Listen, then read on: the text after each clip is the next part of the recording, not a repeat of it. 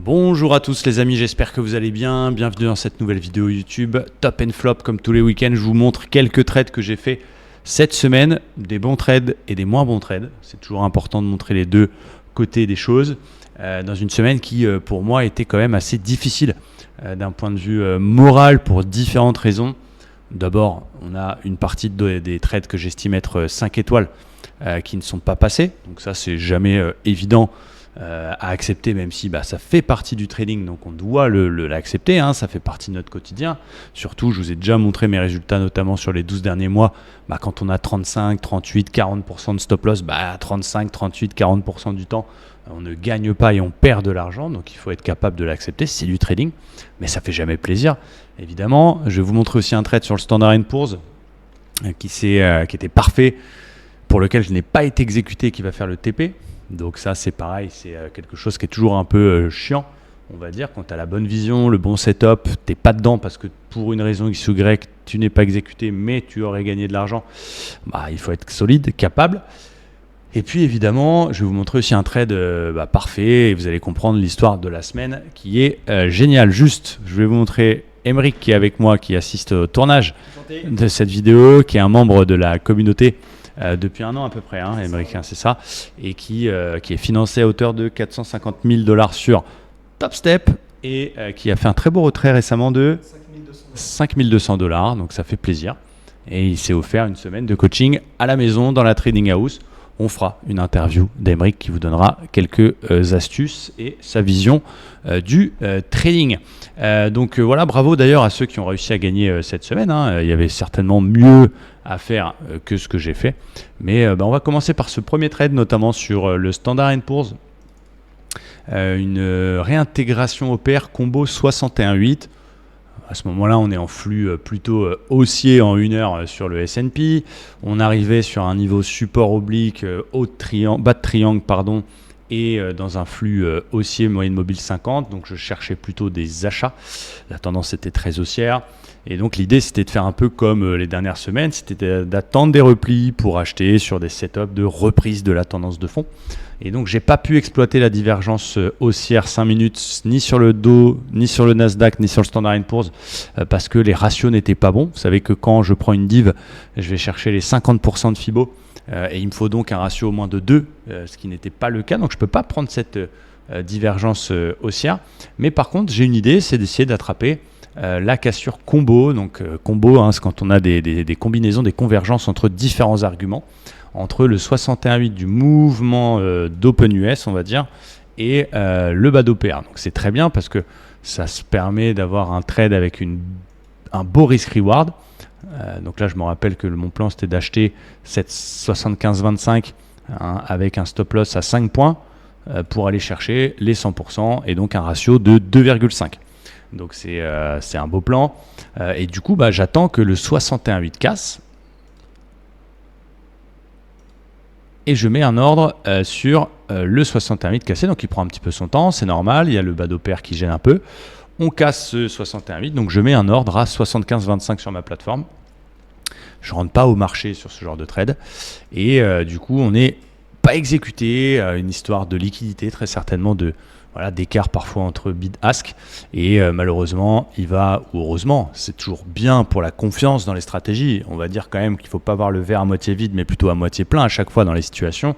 Au final, ça montre que la stratégie fonctionne. Donc après, évidemment, à court terme, on est toujours un peu frustré. C'est ce que tu me disais, toi, tout à l'heure dans la voiture, Émeric. Tu me disais que ça, c'est des choses qui font partie des choses qui sont un peu les plus dures à accepter, qui peuvent nous donner envie derrière de rattraper ou de faire autre chose. Mais voilà, il faut l'accepter, c'est comme ça. Le setup, il est passé. Mais du coup, c'est un peu... je pense que c'est rentré un peu dans ma tête. Ça, c'était mardi. Et du coup, un petit peu de frustration, à mon avis. Avec en plus derrière des trades un peu 5 étoiles qui ne sont pas passés, des réintégrations dans l'OPR standard. Vous savez que je vous débriefe toutes mes journées dans le groupe Telegram, donc vous savez déjà ce que j'ai fait cette semaine. Dans les vraiment flops, je vous la montre parce que c'est important aussi de montrer les erreurs. Là, on est mercredi, j'ai une divergence magnifique sur le Dow Jones, mais elle a un contre-argument, ou en tout cas elle a une caractéristique qui est un petit peu, on va dire, faible, c'est qu'elle a 4 bougies au lieu de 5 minimum. Et du coup, je tente cette divergence à l'achat parce que On est quand même sur un très bon mois. À ce moment-là, on est sur 8 ou 9 R pour le mois de septembre. On a quand même une tendance qui est très haussière. On a une zone support. On a un très beau RR. Et la dernière fois que j'ai acheté une divergence sur un pullback bruit, c'était sur un actif qui a fait 18 R en ligne droite. Donc je me laisse tenter par acheter le pullback bruit en rentrant très bas. Et je me fais pas instant stop loss, ça prend un peu du temps, mais ça ne fonctionne pas et je me fais stopper un petit peu plus tard. Donc je vous le montre parce que finalement, si ce trade était passé, c'est peut-être une bonne chose, Émeric, qu'il ne soit pas passé parce que ça nous rappelle qu'il ne faut pas sortir de nos règles. 5, c'est 5. Évidemment, si elle était passée, j'aurais été un génie. Mais voilà, il faut rester concentré. Et je vous le montre parce que parfois, par appât du gain, par cupidité ou parce qu'on est un petit peu frustré, eh bien, on est tenté de prendre des setups peut-être un petit peu plus agressifs. Voilà, s'il y a de l'argument autour, si vous êtes dans un très bon mois, une très bonne semaine, un très bon trimestre, pourquoi pas de temps en temps ouvrir un petit peu le spectre sur des trades un petit peu plus joueurs. Mais il ne faut pas que ça devienne une habitude. Il y a un truc que j'aime bien répéter souvent, c'est chaque trade, posez-vous la question, si vous deviez prendre que 5 trades dans l'année, est-ce que ce trade ferait partie de ces 5-là? C'est tout simple comme question qu'on doit se poser. Vous pouvez aussi vous dire, est-ce que je serais capable de le partager sur les réseaux, ce trade-là? Est-ce que je serais fier de le montrer? Moi, c'est mon quotidien, puisque vous savez que je trade avec vous tous les jours, tous les après-midi. Donc voilà, ça n'empêche pas de temps en temps de faire quelques trades plus joueurs. Mais vous qui êtes tout seul à la maison, ce qui n'est pas évident, posez-vous cette question-là. Est-ce que ce trade, je serais capable de le partager à une communauté? Ou encore une fois, est-ce qu'il serait dans les 5 trades que j'ai le droit de prendre cette année si vous deviez en prendre que 5? Donc là, c'était un mauvais trade. Je n'ai pas respecté mes règles, j'ai été sanctionné. Et puis voilà. Du coup, pour l'histoire de la semaine, et ça c'est important d'un point de vue mindset. Vendredi, je fais mon débrief, comme tous les vendredis. J'analyse les trades que j'ai pris. Il y en avait 7 ou 8 des trades cette semaine. On les note ensemble avec les membres de l'école. Voilà, celui-là il est 5 étoiles, celui-là il est 4 étoiles, celui-là il est 3 étoiles, etc., etc. Et à ce moment de la semaine, je suis à moins 4 R. Ce qui en soi est pas très grave, puisque le mois de septembre reste à ce moment-là de la semaine j'ai fait à moins 12 R, non, à plus 6 R. Donc c'est quand même un bon mois, Émeric. Toi, tu as suivi tous les trades. Ok, super. On n'en a pas encore parlé de celui de vendredi, Émeric.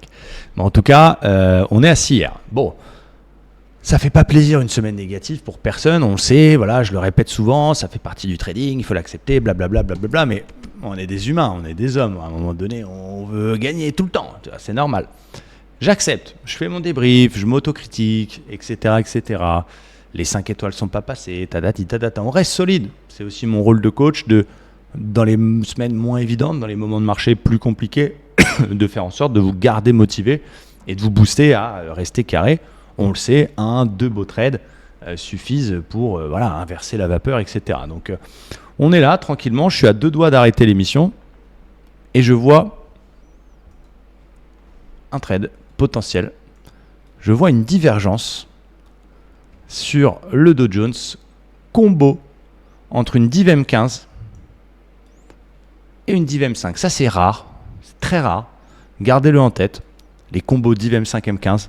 C'est vraiment Barbie. Dans un marché très haussier, évidemment. C'est les ATH, tendance très haussière. On répète qu'il faut suivre la tendance. On a pris très peu de contre-tendance ces dernières semaines, voire aucun. Et je vois que le ratio, il est de 4, si jamais ça fait son take profit, qui sont les 50% de Fibo. Donc sans me jeter des fleurs, je me pose la question. Romain, tu es à moins 4 R, tu es encore en direct. Est-ce que tu es capable de prendre un trade contre tendance et éventuellement finir à moins 5 R ou flat? J'hésite pas. Je me dis, il faut être systématique. Je me dis même pas, moins 4 ou moins 5, c'est pareil. Je me dis, on doit être systématique. C'est un trop beau combo, je ne peux pas laisser passer ça. Et du coup, je clique. Je clique sur ma divergence avec un stop au-dessus du plus haut. Je rentre sur le pullback bruit à 968. L'objectif, c'est 766. Le ratio de 4. Je dis pas que j'y crois pas, parce que si je prends un trade, c'est que j'estime qu'il va fonctionner. Mais je me dis, on va en chier à mon avis pour aller chercher le TP.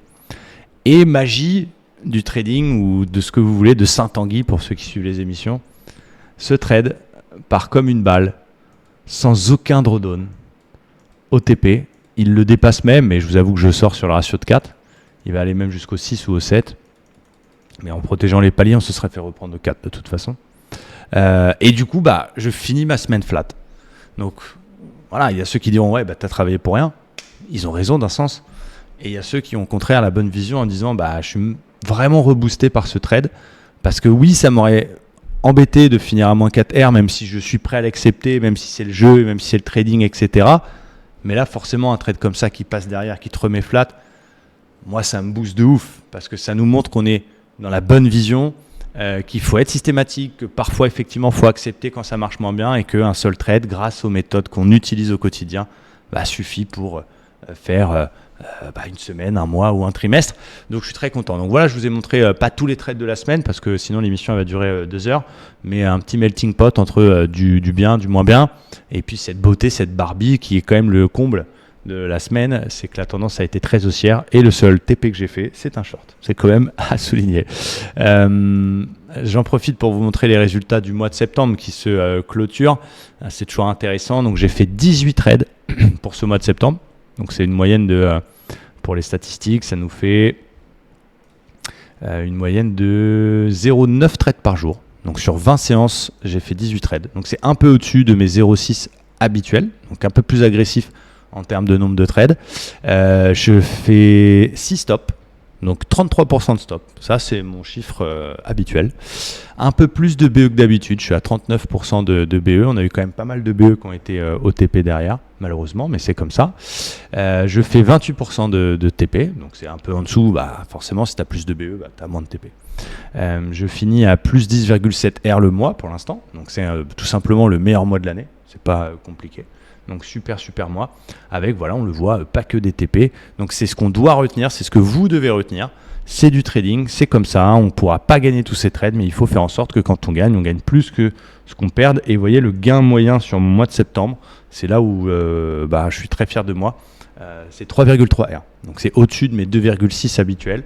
Donc j'ai eu la chance de faire des beaux TP, mais surtout les capacités de les tenir jusqu'au bout pour permettre un très beau mois de septembre. Et bravo d'ailleurs à tous les membres de la communauté qui ont validé des challenges cette année ou en tout cas sur cette dernière semaine, qui ont fait des beaux retraits comme toi, Aymeric.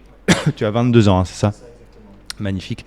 Et qui continue de nous accompagner et d'être avec nous tous les jours. D'ailleurs, vous avez tous les liens dans la description de la vidéo si vous avez envie de nous rejoindre, à la fois apprendre la partie technique pour pouvoir comprendre nos stratégies, savoir analyser un graphique, savoir prendre une décision, mais aussi les émissions de coaching en direct tous les jours ou de trading avec nous tous les après-midi, dans le but, encore une fois, de faire de vous la meilleure version de vous-même sur les graphiques et de ne pas être tout seul devant les écrans. Voilà pour ce petit top and flop un petit peu version courte. Et puis on se retrouve dès demain pour une nouvelle semaine qui va démarrer. Et puis j'espère que cette vidéo vous a plu. N'hésitez pas à mettre des petites questions pour Aymeric et on fera sûrement une vidéo cette semaine, mon lion, pour te présenter à la communauté. Merci à tous. Ciao, bye bye.